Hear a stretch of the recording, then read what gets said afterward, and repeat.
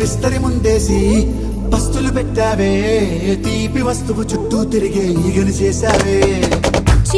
సిగ్గలేని మొగుడు గారండోయ్, గుయ్ గుయ్ గుయ్ గుయ్ అంటూ మీదికి రాకండో.